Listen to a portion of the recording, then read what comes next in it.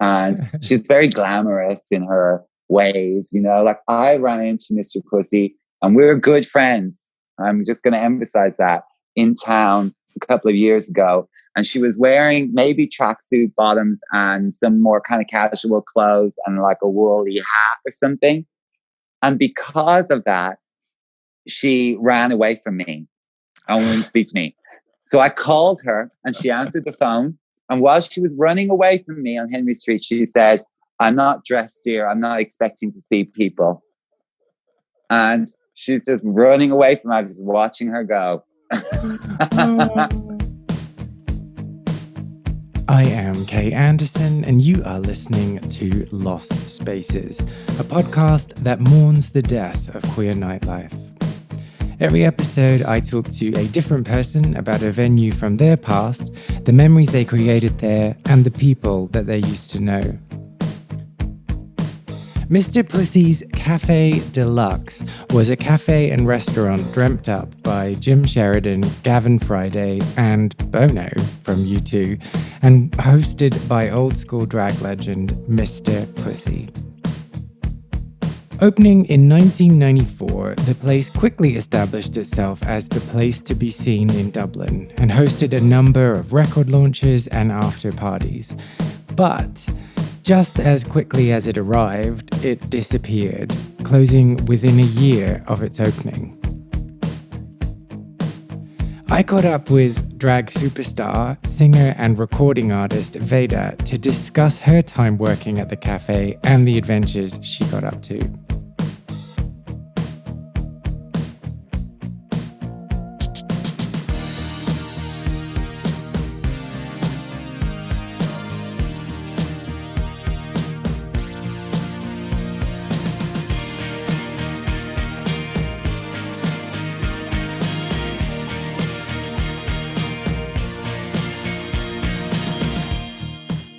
Mr. Pussy's Café Deluxe, it was on Suffolk Street in Dublin in 1994. And I was in college with one of the managers there. And from the moment I heard about it, I knew I had to work there. And luckily for me, I managed to wrangle myself a job. And I would say it was probably my favorite place that I've ever worked and the best job I ever had. Oh, and what is that? It was a time in my life that was very special, something that you can never recapture. So it wasn't the best job in terms of how glamorous it was, because I was essentially just waiting tables, and it wasn't the best paid job or anything, but it was so fresh as the concept, and especially here in Dublin, because it was a drag cafe, late night bar, restaurant run by a drag queen and some rock royalty. So it had a very special flavor to it, you know. Like Mr. Pussy is a legendary drag queen, English drag queen, but who's been living here in Ireland for years. And she's been swinging since the 60s. And she's absolutely fierce and amazing. And she was in business with Bono's brother and members of U2 and Gavin Friday, who is the lead singer of the Virgin Prunes and a great artist in his own right. And that was the mix of business partners. And the place was art directed by Gavin Friday. So it was incredibly camp, incredibly over the top. You have no idea. I've never seen anything like it before or since. It was absolutely hideous, but in the best way. Anything that you could spray gold and stick to the wall, they would, you know. And there were effigies of cocks everywhere. There were cocks everywhere, and lingerie and boobs and feathers everywhere, fish on string hanging from the ceilings, mirrored everything, booths everywhere. It was really, really camp, but it was quite edgy, and it still had that kind of thing that a gay man can do, where it's such extreme bad taste that somehow it's the height of fashion as well. Circles background, yeah.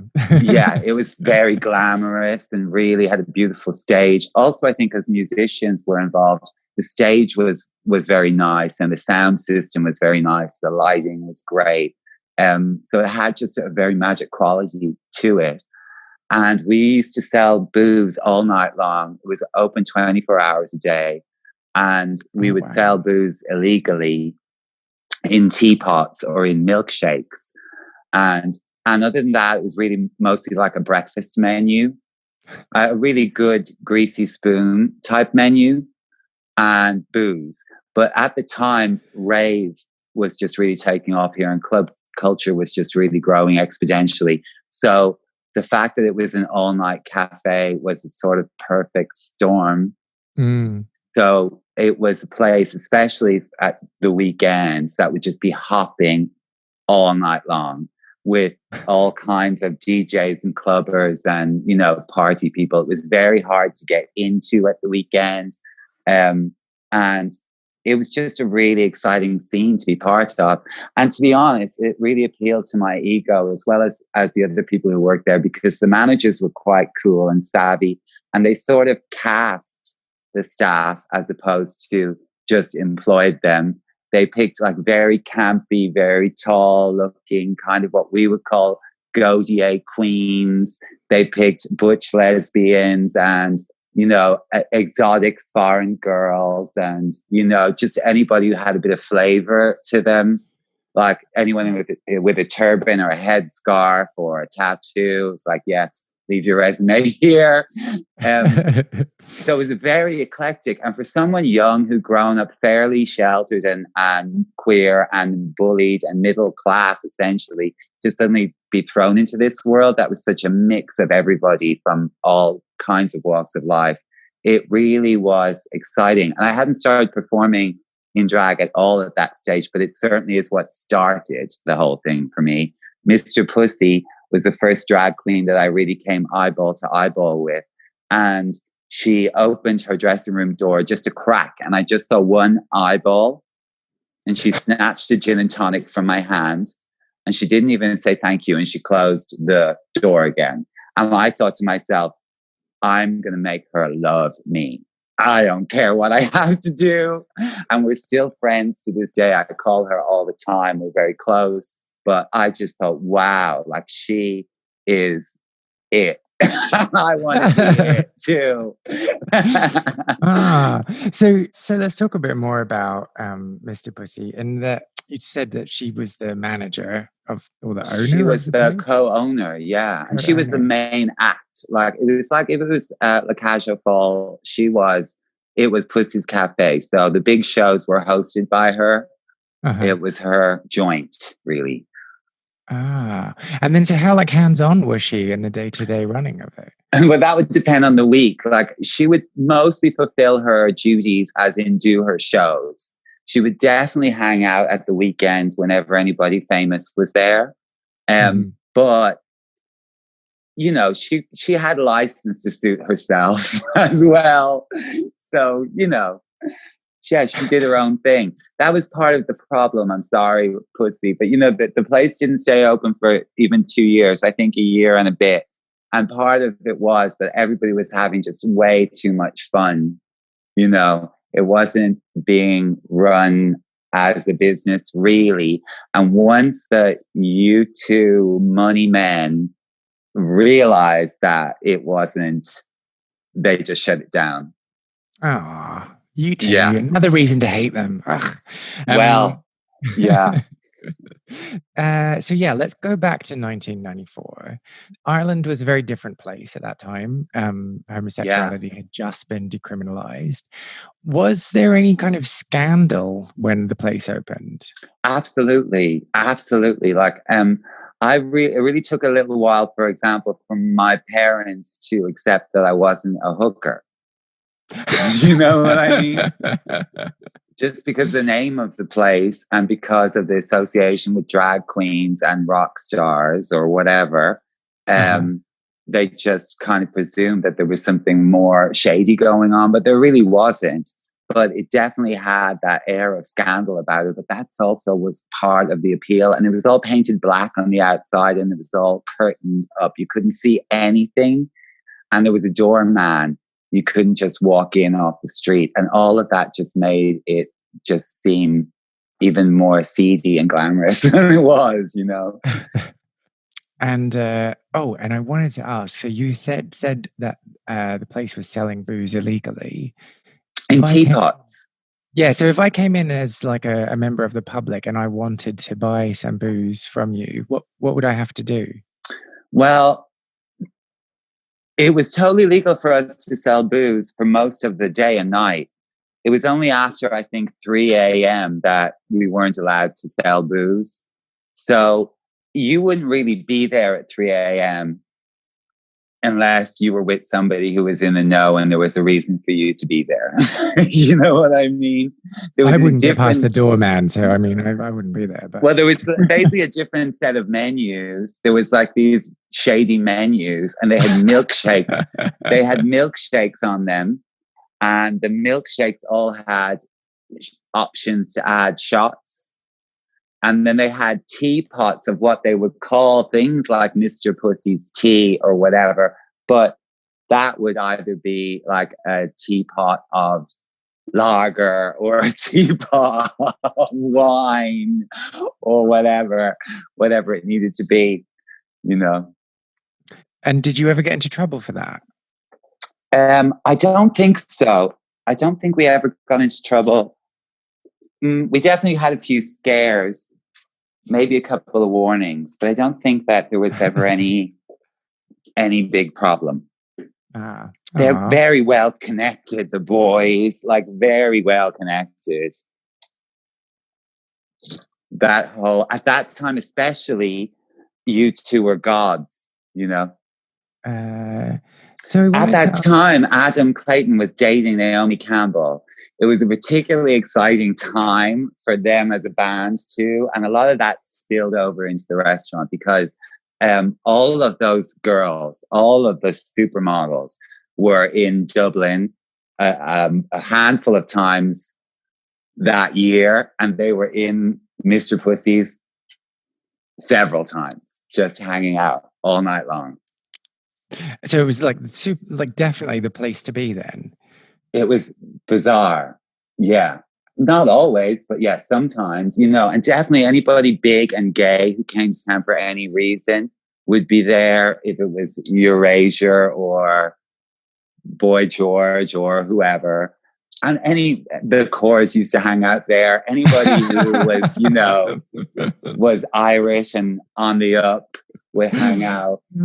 I love that you're giving me a list of all these big gay acts, and then you're like, and then the Corrs would come. The funny thing is the Corrs were like part of Bono's entourage, really.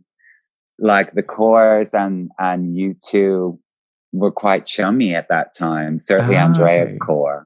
Yeah. And so you said at the top of the call that you were just finished college at that time?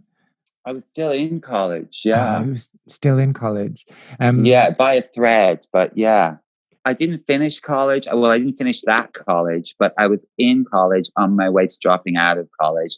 And this was all part of my journey. It was entering clubland and, you know, getting involved with promoting clubs and performing and doing all of that kind of stuff.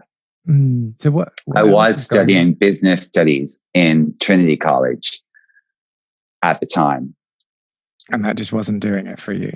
Just wasn't doing it for me. Once I encountered Mr. Pussy's Café Deluxe, I was like, nah, let's just get out of that. So what else was then going on in your life at that time? Gosh, well, I was hanging out with a lot of queers on the scene, really. And there were very exciting clubs here at that time. Like there was a club called Elevator, which used to happen down in the in an abandoned factory on the Keys, and some very big clubbing events, and that whole scene was just blowing up here. It was just beginning to take off, and new clubs were opening here, like Pod, which became a very big club and festival movement. And I actually met John Reynolds, who opened Pod and was the owner of Pod and started the Electric Picnic at Mr. Pussy's. I waited his table and he poached me, essentially. And that's how I ended up leaving college and leaving all of that behind. He basically said, you know, I'm opening up this new bar called the Chocolate Bar, and I want you to come and work for me. And I did. All because of your serving skills. Not really. I didn't serve anything in the chocolate bar. Luckily, I was like a host, which really meant giving away free drinks to super famous people, which is kind of what I was doing in Mr. Pussy's when I met him, you know? So it was just an extension, except I didn't have to actually take orders and serve food or do anything in the chocolate bar. I just had to dress up a little bit more and and get Swan paid around. I can get paid a lot more and swan around. Really, that's the truth. Oh, wow. And so then you talked a little bit about kind of the status that comes with being involved in a venue like that, in being part of the staff and being specially chosen and having that kind of being anointed, one of the chosen ones. What does that do in terms of your, well, I was going to say date card, but that's not really what I mean. But like, does your kudos instantly go up with people that you meet? I don't know. You know, I think that's a scales. Your kudos thing. It goes up here and it goes down there. You know, some people, I really think that Irish people enjoy, it's part of our humor to begrudge people as well. So, you know, so for some people, I think, yeah, like they might think I Who want to does she catch think she myself. is? But most would think, yeah, who does she think she is? And really, you know, does that get you laid? I don't think any of that stuff really gets you laid. You know, it depends on who you are and where you're coming from. Like I have friends who are fairly, like high profile. Some of them really use that to get laid. Others don't. That's not really about the people they're meeting and sleeping with. You know, Well, who's it's getting about laid who they most? are. Who's getting laid most? That would Yeah. be telling. Not me. Not me. But I just mean, you know, it is a thing. It's a thing. And I was never like that kind of person so much anyway. So yeah, I don't think it made any difference for me. If anything, it was probably more of a turn off because it made me wear more makeup and be a little bit more outrageous. And I don't know, just a funny thing that happened though in clubbing was for a while around then, in a fun way, the more outrageous things were, the better. Like there was a lot of faux fur going on. There was a lot of belly tops and glitter and, you know, and just really outrageous fashion for the gays, for all the gays, you know, because clubbing had a real freshness to it. But then quickly it turned into like the more straight acting scene needing to be seen to be more straight acting and starting to dress down secondhand American looking t-shirts suddenly became the trend and Vans-y type trainers or whatever. And the queens were sort of segregated off into this other zone of, you know, of fetish wear or whatever. It was funny. Just before all of that happened, I think for clubbing and for fashion were really the glory days for me because everybody was just like dressing up as fuck to go to the club. You know, everybody, straight, gay, camp, straight acting, whatever.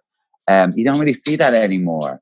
I have lots of amazing friends who are bears, and I really admire the bear scene, for example. But, you know, this summer in Provincetown, I went to an amazing club bear party, but the theme really was to be so extra and so super dressed up. And every bear there was practically in a bikini and heels and wigs and makeup. And they have never looked sexier or more beautiful or more interesting or whatever to me. And it just really hammered it home to me that there's something missing in that version of queerness for me, that when they bring it back, it's actually that heady mix of masculine and feminine. It's like the freedom, that like the no fucks given. That's the exciting space for me. Those are the clubs I want to go to, you know, rather than the kind of brutish, sweaty, hairy backed, you know, rar. Can I smell your shit pipe type clubs? Like, I'm just not, I'm just not that girl. So on that, so you were saying that you became more extroverted, I suppose, because of your surroundings and because of what was normalized to you as being part of that venue. But Yeah. prior to working there, were you also on that more glam side? I guess I was getting there. I had definitely had all of those tendencies, but I was suppressed, like super suppressed before I came out of the closet, before I met certain key individuals, before I ever entered a nightclub. I didn't really know that world. But once I got into it, I was very hungry for it and still am. And I really enjoyed the challenges back then of really not having very much and wanting to turn a look at the weekend, really wanting to look amazing. Like we used to pool resources a lot with friends, share clothes, lend each other things, buy vintage things, make things. It was a production. And it wasn't just all about you. You help your mates, they'd help you. It was like a team effort, I loved all of that. And importantly, there wasn't like 300 photos of it the next day that everyone could judge you for. So you're lucky if you find a photo. My friend Susan every so often produces these amazing photos of raves because she had the wherewithal back in the day to take some photos, develop them, keep them. And she just pulls out these photos of us, maybe looking a little bit worse for wear, but like in incredible outfits, just lying around at after parties wearing incredible outfits that I have no idea where they are, where they came from. So describe some of these outfits to me. What was your favorite? Well, one that we still talk about that we had a name for, it was a big, basically it was just a big long sleeve pink fur jumper with extremely long fur. And we called it the I can't jumper because myself and Susan like kind of made it together. And then when I put it on, it looked so crazy that I was like, I can't wear it. I can't wear it. And then we were just kind of falling back laughing. And then of course I wore it. I was like, okay, I can wear it. But it was one of my favorites because like it was such a stupid thing to wear to a rave. I almost died of the heat. And it looked like something maybe kind of that would be around a very frou-frou granny's toilet floor in a way. It was very bathroom in its aesthetic, but it was still fun and sort of Bjorky, I suppose, as well. And I guess that was one of my faves. Susan also made for me a t-shirt of pink sequin lycra kind of fabric and a pair of pink sequin 70s flares, like all in the same pink stretchy sequin fabric. That was also totally ridiculous, but I loved it, Are you one of those people that's so committed to your outfit that even if you're dying of heat exhaustion, of heat, you don't take it off? I guess, it'd be fair to say if I needed to. I'm not someone like who's shy of showing my body, so it's not like I would actually die before I would take off what I was wearing, but I would suffer a bit first before I take it off. I've worn a lot of latex, especially in drag, and that's not fun, but it looks amazing. But I wore to the Invasion in Fire Island a few years ago, baby blue sailor look latex dress. And the photos are amazing, but I had a river of sweat running down my back. It was, it's a really, really, really hot summer's day, and it was just a really bad choice. But I'll suffer for the art for sure. Well, I mean, no one can tell how much you suffered in the photos, so yeah, as long as they're good. Exactly. So back to the cafe. So you had left by the time that it had closed. Yeah, I was actually transitioning out of there. I think really we all knew we were going, and John, who offered me the job at Pod, knew, I'm sure, that something was coming. I think that he came expressly to look us over a couple of times just before the shit hit the fan. But do you remember hearing about it, like that it was going to close? To be honest, I don't remember exactly how, but I had already gone when it was officially announced. But definitely there was a lot of Norman, who was one of the owners, who was Bono's brother, coming in and out looking stressed. There was a lot of the managers like being really stressed out. I think the head chef was fired. Yeah, he was. Allegedly. Stuff like that. There was just stuff going down. And John Reynolds came in and just sort of threw me a lifeline, and I just snatched it with both hands. I was like, I'm out of here, bye. So I wasn't there when it actually closed, because there was no bad blood or anything, but it was definitely would be a bit raw for me to walk in and go, but I'm fine. I'm up in the chocolate bar now living my best life, Yeah. So I didn't actually go in on the last week or last few days or anything. Oh, that's It's a shame. I didn't get any keepsakes or anything, but I got Mr. Pussy. I didn't get any memorabilia, but I got actual Mr. Pussy, who I still have as my keepsake. So that's the biggest treasure of them all. Locked in a cupboard somewhere, is that what you're saying? No, but like, she's my drag mom, and that's how you acquire a drag mom, really. And she's hilarious and sharp as a whip. But yeah, it's one of those relationships that's been really important to me. Yeah. So let's talk about it. So that you had the first meeting where she snatched a drink from you, and you were determined to make her love you. Yeah. Obviously, you've achieved that goal. I worked on it. But what you didn't say is that she was your drag mother. So she introduced you to drag. She did, because she was the first one that I really knew. I got super inspired in San Francisco, shortly after that, meeting loads of amazing queens and performing a lot in bars in San Francisco. And that really shaped my style. But I always think of Mr. Pussy, or speak of her as my drag mother, because she was the first one that I worked with, as in I saw her do her show lots and lots of times. And that's imprints on you in a way. It really does. And also, style-wise, we're not similar, but personality-wise, we're not dissimilar. We're kind of similar people, and we definitely make each other laugh a lot. And I wore her down. I think she would chuckle about that, but she would kind of agree. Like, I wore her down. She's not that easy to get to know. And she didn't really claim me as her own darling daughter until I had made a success of it for myself. You know what I mean? So I always talk about her as the kind of drag mother who gives you up for adoption.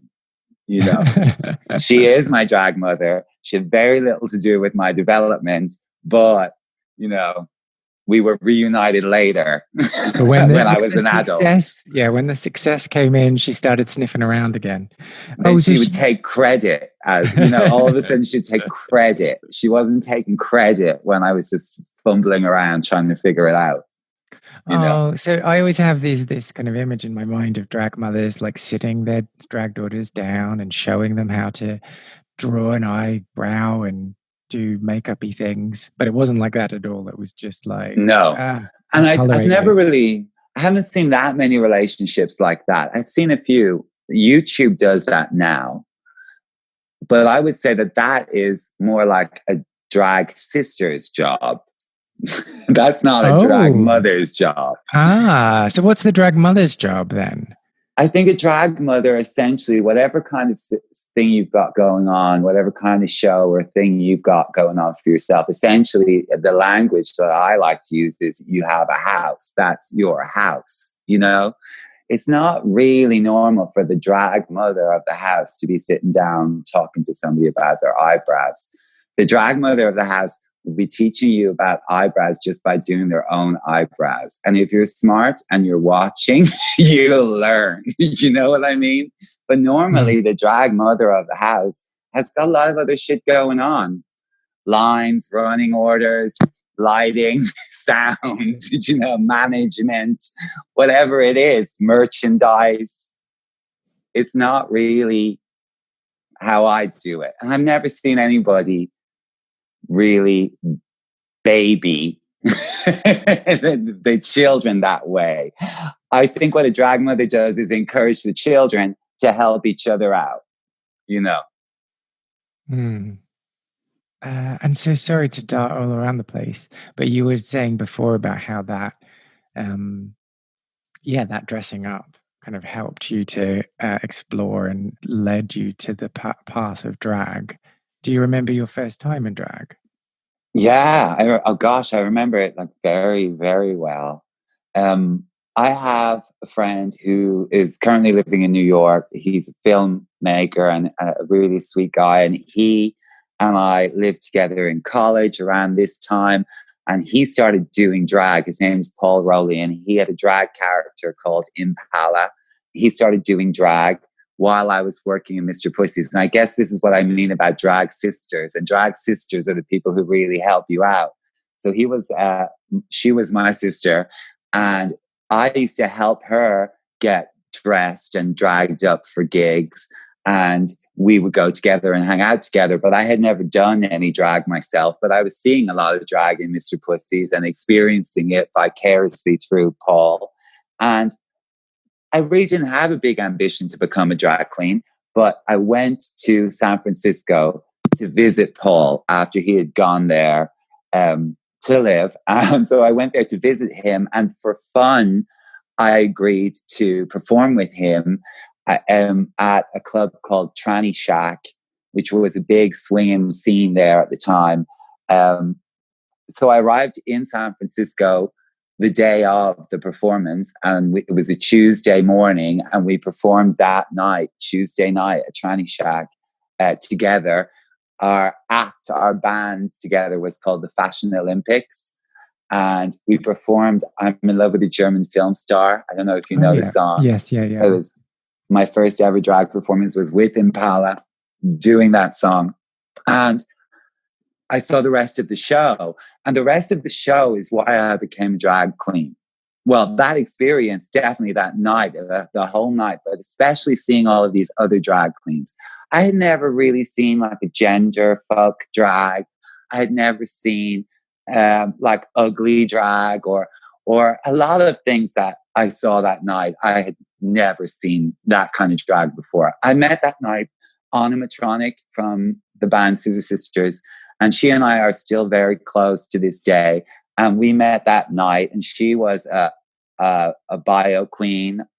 It was the term that they used at the time, but she was, a woman performer, and that blew my mind as well. Like Mr. Pussy is amazing, but to go from Dublin in that kind of cabaret environment where it was very much like Shirley Bassey inspired and very polished to this really rough, grungy kind of Nirvana drag that was happening in San Francisco was very exciting. But more than anything, one performer in particular, a performer called Steve Lady. Steve Lady is the reason that I do drag. That night, I saw Steve Lady perform one song, and I was there in drag already, but just participating as a friend, really. But by the time she finished her performance, everything had changed for me. I was like, I had seen the light. I want to be a drag queen because I'd never seen someone look so amazing and androgynous and beautiful. And she lip synced David Bowie's song, Rock and Roll Suicide, which was one of my favorite songs ever. And most drag queens who lip synced that I had been experiencing also lip synced women. She was like lip syncing a man, and she was very beautiful and the kind of performer who didn't have to do much. She had so much charisma that she really didn't have to do much to make the whole room go crazy. And she did. She made the whole room go crazy. And that was it for me, the light bulb moment where I thought, wow, like I really want to do that. I didn't know I really wanted to do that, but yeah, Steve Lady was the game changer. That's so interesting because most people that you talk to are like, well, I always had this inkling because I dressed up in my mother's clothes when I was a young I did. boy. Oh, okay. Yeah. But seeing that hyper feminine version of drag wasn't appealing to you, or was that more Yeah, it Think could have about been some kind of like internalized homophobia. I'm sure I had lots of that, especially at that time here in Ireland. But maybe it. that was it. Or I think it was more like trying to find a truth for myself, my own gender identity when there wasn't a language for it. I think that's really what it was that like, I am not a trans woman. I'm not a cisgender man.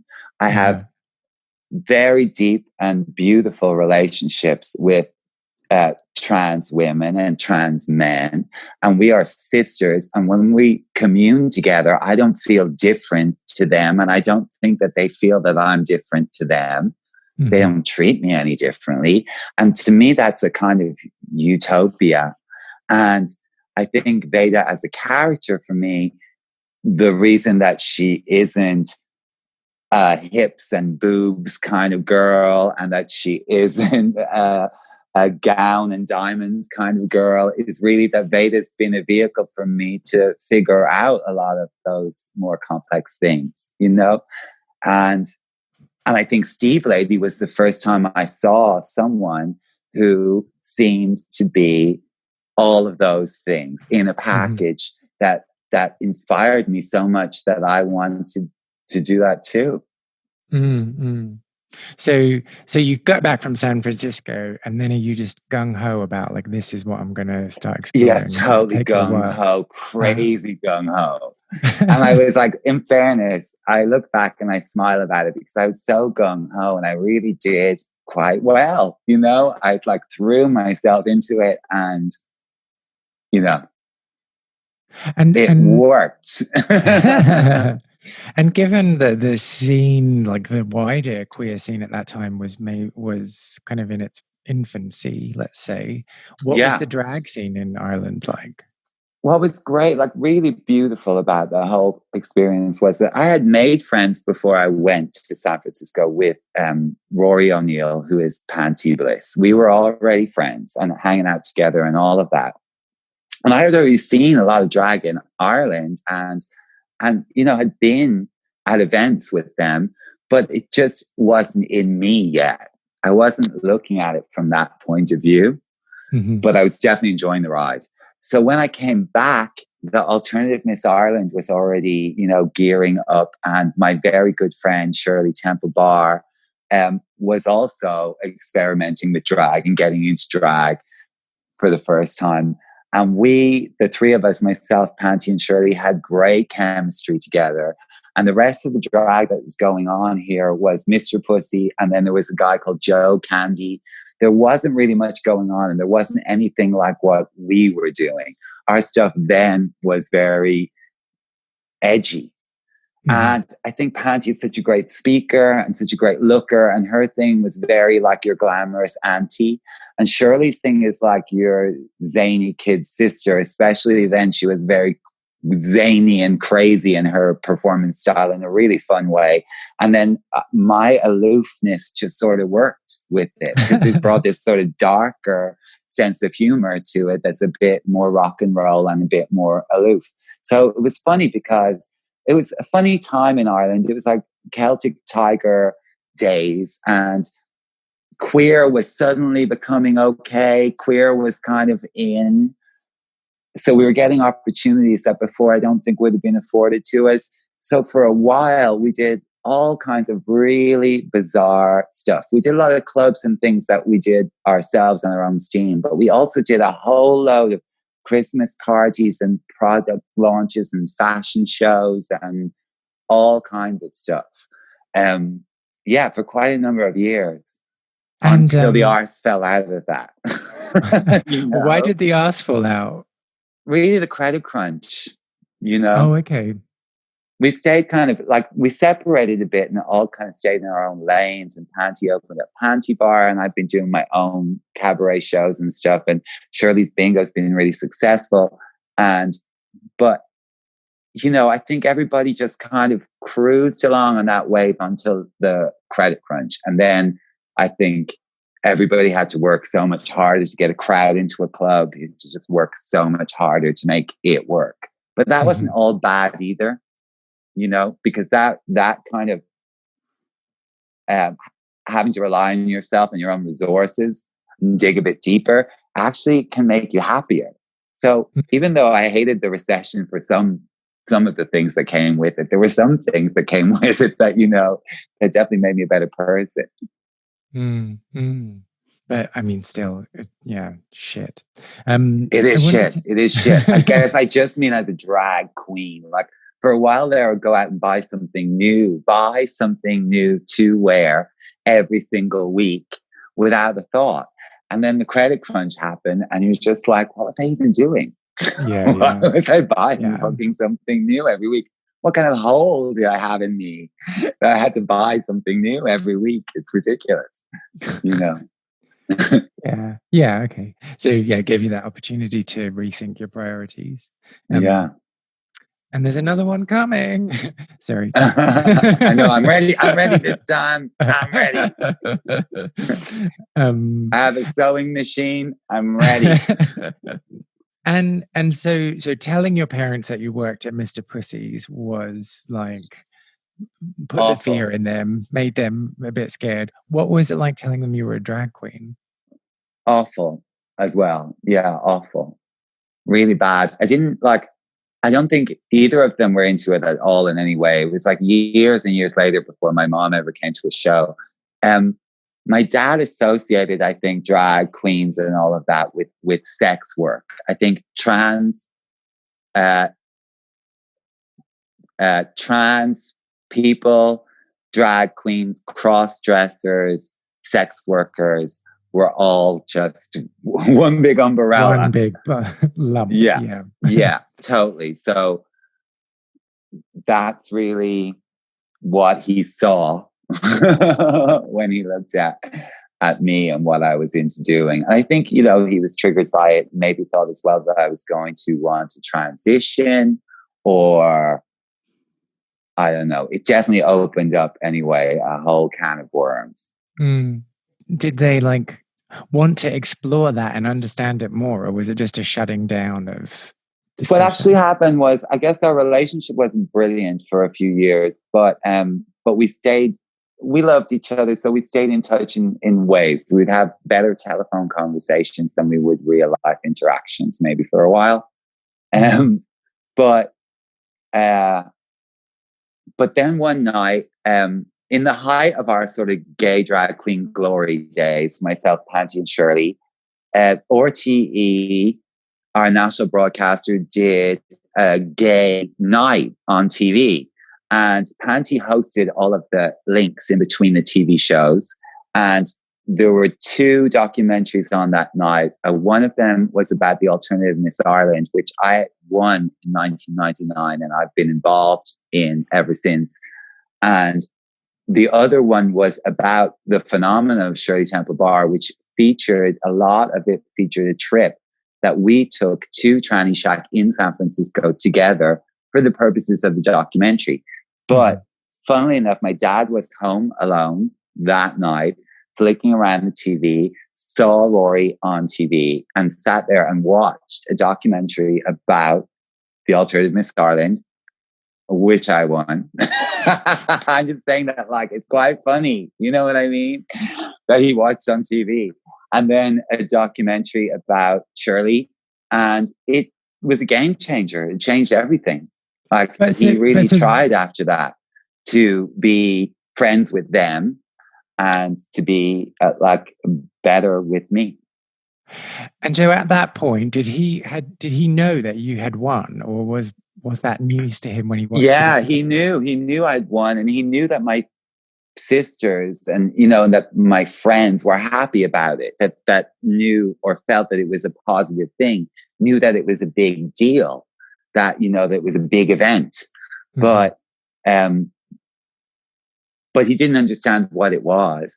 But then I think to see a documentary about it and how fun and fabulous it was, and also how big and glamorous it was, and also that it raised so much money for people affected by HIV. And also Rory's just a great politician as well. So she's a great person to mediate between you and your dad via television. She's a really good representative to kind of stick out there in front of you, especially if you're kind of a bit more aloof and maybe just a little bit more, I don't know, militant like I was. You know, she was a more acceptable face of drag than his own daughter. So that changed things really, like, a lot for the better. So the lesson here is, if you are struggling in your relationship with your parents, get a Make a documentary film crew. documentary. Yeah. Okay. Yeah. All right. Well, I Yeah. mean, that's great. That's great advice for people listening. Or maybe the lesson is try and bring them with you. You know, just try bring them with you. You know, just try. Did you ever go to Mr. Pussy's Café Deluxe? Well, if you did, I would love to hear from you. Please share any photos or anecdotes or stories that you might have. You can reach me through social media on Instagram, Facebook, Twitter, under the user handle KAndersonMusic. And you can find out more about Veda by following her on Instagram, Veda Lady, Veda Lady. Lost Spaces is not only a podcast, but a concept record as well. I've been writing songs about queer venues and the people who used to live their lives there, and will be releasing songs over the coming year. You can hear the first single, Well Groomed Boys, which is also playing underneath my talking right now, on all good streaming platforms. If you liked this episode, I would really appreciate if you subscribed, left a review on Apple Podcasts, or just told people who you think might be interested to hear it too. I am Kay Anderson, and you've been listening to Lost Spaces.